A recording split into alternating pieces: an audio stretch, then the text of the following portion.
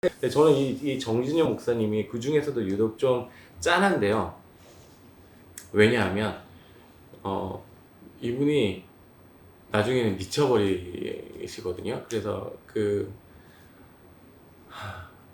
안양 경찰서에서 강제로 정신병원에 입원시켜서 그 세상에서 어디 갔는지 모르다가 이분이 그 통합 측 장로교 통합 측 목사님이었기 때문에 장로교 통합 측에서 이분들을 막 어디 갔는지 모르니까 찾아 수소문해가지고 나중에 어, 정신병원에서 이제 데리고 나오신 이후에 시름시름 앓다가 돌아가시거든요. 근데 이분이 이 수도권 특수지역 선교위원회 자금 사건 때문에 증인으로 나오셨어요. 증인으로 나왔는데 당시에 재판장에는 중앙정보기관원, 그 다음에 뭐 보안사 이런 사람들이 쭉 나와서 앉아 있어요. 그리고 나와서 앉아 있으면서 그 증인으로 나온 사람을 압박하는 거죠. 말은 아무 말도 안 해도 너 말 조심해. 네 말 한마디 실수하면 넌 알지라고 이제 압박을 가하는 거죠. 근데 권오경 목사님이 법정에서 이 화가 많이 나셨으니까 정진영 목사님한테 중앙정보부가 시켜서 했냐 라고 질문을 하셨는데 여기서 그분이 시인을 하세요. 정진영 목사님이. 그래서 그 며칠 뒤에 이분이 거의 다리가 다 부러진 상태로 발견이 되시거든요. 그 이분을 중앙정보부 직원들이 말하자면 진짜 반 죽음 되도록 두들겨 팬 다음에 종로 5가 쪽에다 버리고 가요. 버리고 가면서 이제 오충희 목사님이라고 하는 복음교회 목사님한테 전화를 걸죠. 어디에 정의정이 있으니까 데려가서 치료해줘라. 그래서 그분이 데리고 가서 이분을 치료해주는 일이 생깁니다. 그러니까 정진영 목사님이 몰랐겠어요? 내가 여기에서 고개를 끄덕거리고 중앙정보부가 시켰다라는 얘기를 하면 자기가 어떤 꼴을 당할지 모르진 않았겠죠. 예. 근데 이분은 그런 갈등이 있었던 것 같아요. 네. 무슨 문제인지는 모르겠지만 그런 활동을 할 수밖에 없는 것과 자신이 갖고 있는 평소의 신념과 양심 이런 것들에 의해서 오는 그 괴리. 네. 그런데 실제적으로는 중앙정보부 국가기관도 이 사람을 보호해주지 않고 이용해 먹기만 했었고, 예. 진보적인 기독교 쪽에서도 이 사람을 더 이상 자기네 사람으로 인정해 줄 수가 없었고, 그러다 보니까 고통 속에 신음하는 걸 묵인하는 형태로 갈 수밖에 없었던 한계들이 있었던 거죠. 이 특수지역 선교위원회 자금 사건 같은 경우에는 이렇게 다양한 사람들의 고통이 그 안에 숨어 있는 사건이기도 합니다. 어쨌든 이 사건이 굉장히 큰 외교적 문제가 됐어요. 왜냐하면 어쨌든 제가 지난 시간에도 말씀드렸다시피 굉장히 그 거물급 기독교인들이 한 번에 감옥에 가는 거잖아요. 그러다 보니까 WCC에서도 이 사건을 조사하기 위해서 굉장히 강력한 조사팀을 보내요. 그때 온 사람이 혹시 이름을 아실 수도 있는데 독일에서는 바이제커라고 하는 목사님이 오세요. 이 바이제커라고 하는 분이 나중에 독일에서는 대통령까지 하시거든요. 미국의 대통령 보면 와, 뭐 어마어마하다라고 사실 그렇진 않아요. 독일은 총리가 이제 모든 실질적인 권한을 갖고 있고 대통령이 약간 상징적인 부분이거든요.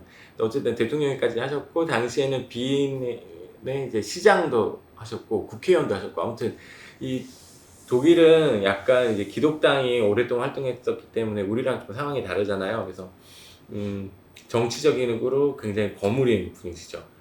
예. 그 다음에 미국에서는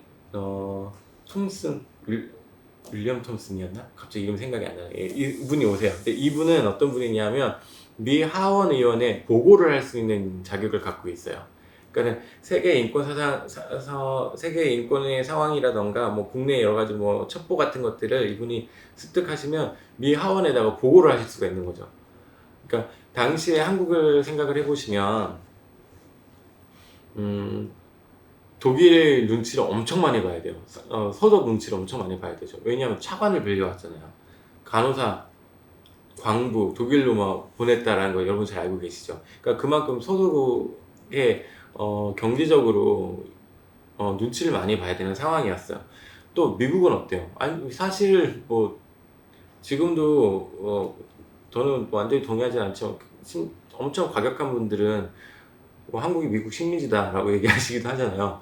당시에는 되게 심했죠. 그러니까 우리나라가 반미라고 하는 것을 상상이라도 해볼 수 있게 된 거는 그 1980년에 광주 민주화 사건 이후에 그 배후에 미국이 있다라고 하는 인식이 생기면서 반미라고 하는 게 가능해졌지. 그 이전에 미국이라고 하는 나라에 대해서 한 그 어떤 뭐랄까 존경과 충성심을 이루 말할 수가 없었죠. 근데 미국의 정치권의 여론을 흔들 수 있는 사람과 독일 정치권의 여론을 흔들 수 있는 사람을 한국에 조사원으로 파견을 해준 거예요. 물론 이제 당시에 파견된 사람 4명이에요. 남미, 그 다음에 아시아, 이 미국, 북미 이렇게 해가지고 북미, 유럽에서 4군데 가장 유력한 사람들이 온 거죠. 이 사람들이 와서 보고를 해요. 한국에 어마어마한 인권 침해가 벌어지고 있다라고 미국에서 보고를 하게 되죠. 그래서 미국 하원 의원이 한국 정부의 행동에 대해서 반대한다라고 하는 공식적인 입장이 미 하원에서 발표가 되고요. 독일에서도 굉장히 한국 정부에 대한 여론이 악화되게 되죠. 더 나가서 이 사건을 계기로 해서 북미주 인권연합이라고 하는 기관이 생겨나게 돼요. 이게 어떤 기관이냐 하면은 한국의 인권을 개선을 위해서 북미에 있는 나라들, 그러니까 미국하고 캐나다, 그 다음에 또 유럽에 있는 독일,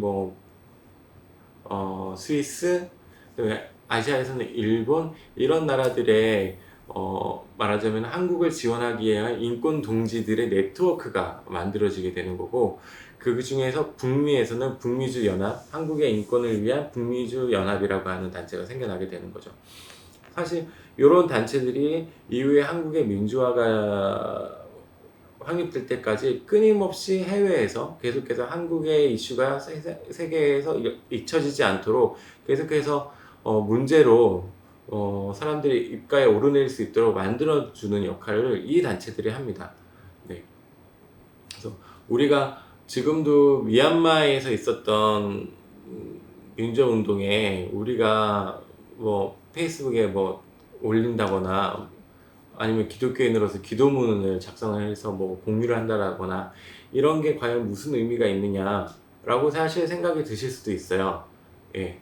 그런데 세계가 미얀마에서 일어나고 있는 이 참혹한 사건에 대해서 잊지 않고 있다라는 메시지를 끊임없이 만들어내는 것이 언젠가는 그 외교적으로 미얀마가 굉장한 압력을 받아서 더 이상 그렇게 자국민들을 학살하는 일을 할 수 없게 만드는 데까지 이 일이 진행되게 되는 동력이 되어준다 라는 측면에서는 굉장히 큰 일을 하고 계시는 것이다 라고 생각을 합니다. 어쨌든 우리가 힘들었던 상황 속에서는 세계가, 특히 세계 기독교인들이 그런 네트워크를 형성해서 계속해서 한국을 지원을 해줬는데, 그런 지원들이 공식적으로 만들어지게 되는 사례가 이제 이 수도권 특수지역 선교위원회 사건이었다라고 생각하시면 될 것 같아요. 그러다 보니까 이 사건 이후에 정부도 탄압을 하는 방식을 좀 바꿔요. 그러니까 이 사건이 세계적으로 문제가 됐던 이유는 너무 거물급들을 한 번에 처리하려고 했던 게 문제였거든요. 네. 특히 이제 NCCK 총무까지 걸고 들어갔던 게 이제 큰 문제였던 거죠. 그러다 보니까 이후에는 어떠한 방식을 취하냐면 얘네들을 묶어서 한 번에 처리하려고 하지 않고요. 하나씩 따로 떼가지고 각계격파를 해나가기 시작합니다. 예. 그리고 횡령이 배임이나 이런 문제로 하기가 굉장히 힘들어지니까 당시 한국에서는 전가의 보도로 사용되던 무기를 들고 나오게 되죠. 그게 용공시비예요. 얘들은 빨갱이다라고 하는 얘기들을 국가가 기독교인들을 상대로 하기 시작합니다. 이제 그 이야기들, 그러니까 70년대 중반 이후에 이제 용공시비가 어떻게 정부로부터 기독교를 상대로 시작이 되었고 어떠한 내용들을 갖고 있었는지를 다음 시간에 또 말씀드리도록 하겠습니다.